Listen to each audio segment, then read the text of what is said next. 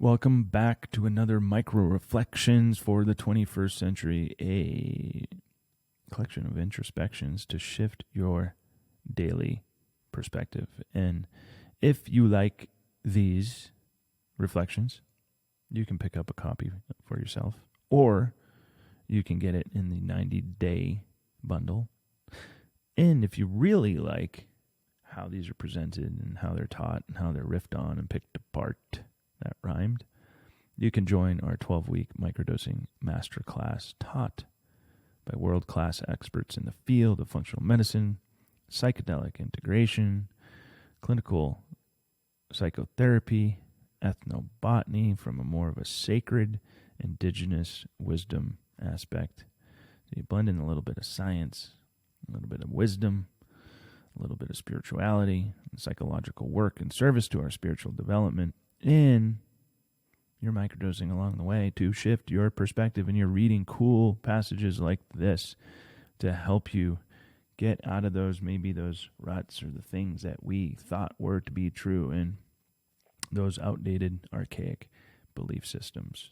So having a lot of fun reading these to y'all, and if you have been paying attention, I salute you and much gratitude for that. So we're going to get going here, and this, I believe, is week 5.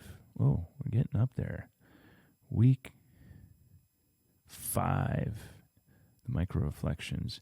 And just a little fun fact to keep y'all on your toes and keep me on my toes. I don't review any of these passages beforehand. This is just me jumping in.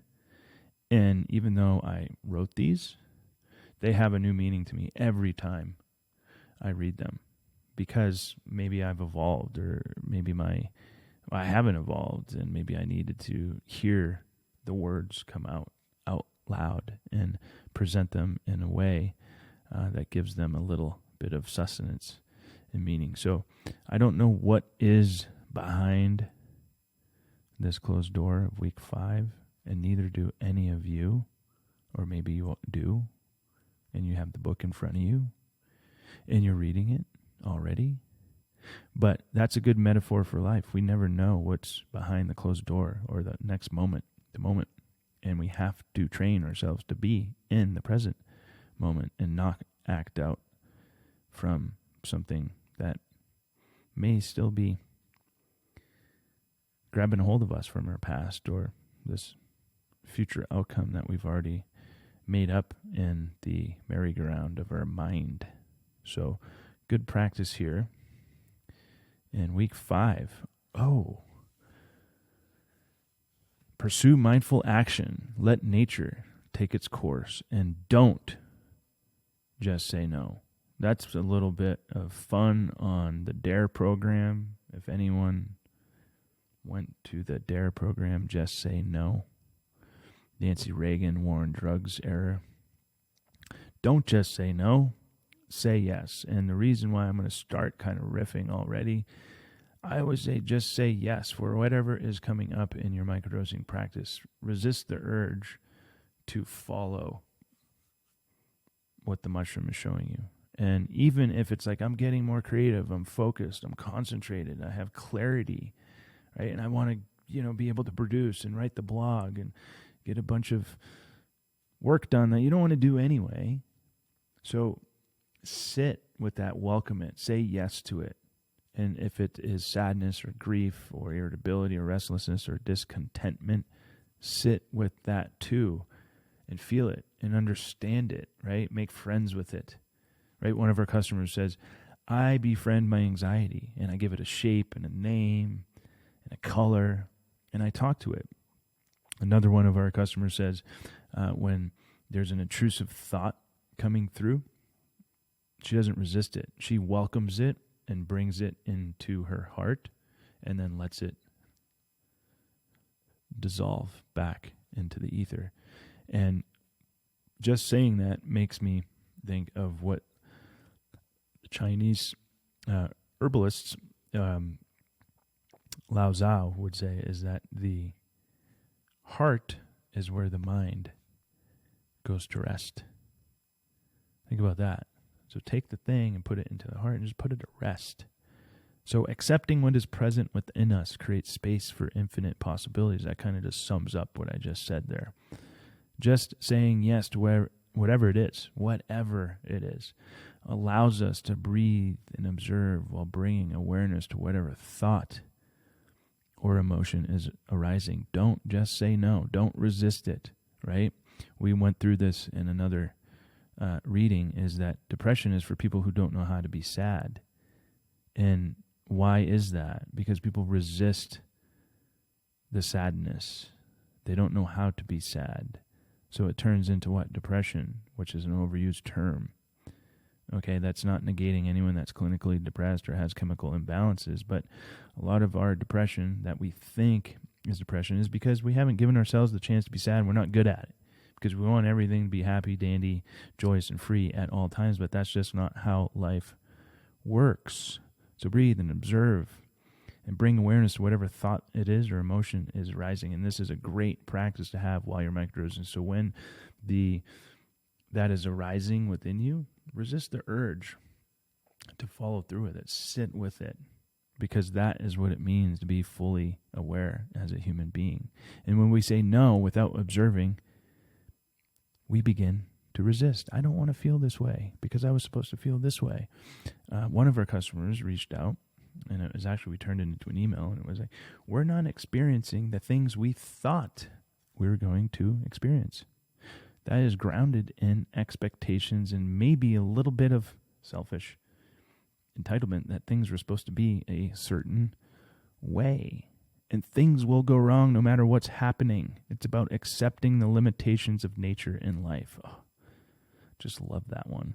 It's about accepting the limitations of nature in life. We are not perfect. Nature is this organized, chaotic, beautiful struggle that is happening around us at all times, and it is limited in a lot of ways, and our lives are limited, whether that is financially or from love or control or powerlessness, right? It's about accepting life exactly as it is, because absolutely nothing happens in this world by mistake. And until we can accept the limitations of nature and life, we cannot be happy. We cannot find serenity. We must accept things exactly as they are, and that is the practice.